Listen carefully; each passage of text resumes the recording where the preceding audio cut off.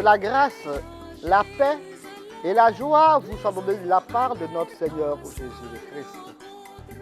Frères et sœurs en Christ et en humanité, avec la célébration de ce jour, nous entrons dans la semaine sainte, temps fort, chargé d'émotions et hautement spirituel.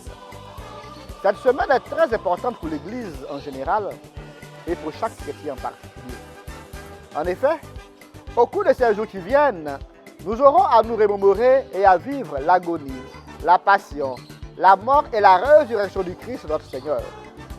Si le Christ n'est pas mort et ressuscité, vaine est notre foi, affirmait saint Paul.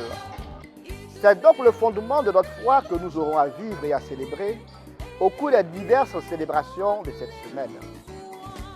C'est sur à quoi devons nous préparer les exercices spirituels qui nous ont été recommandés durant ce temps de carême. La liturgie de ce jour revêt un caractère particulier. Elle commence dans la joie et la ferveur et se termine dans une atmosphère de tristesse.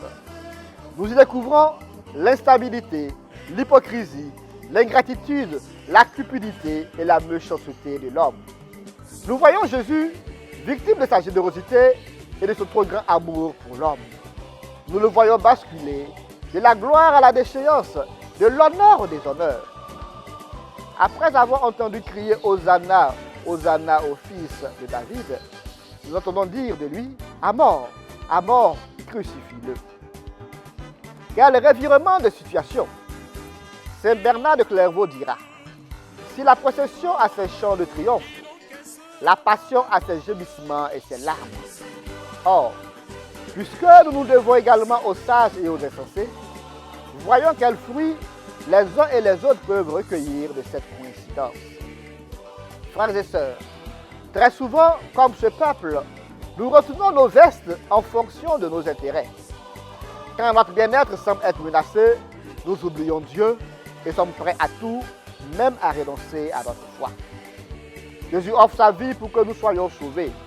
Nous sommes donc invités à nous demeurer fidèles contre vents et marées pour l'avènement de son règne et pour notre propre sanctification. Fructueuse semaine sainte à tous et à chacun.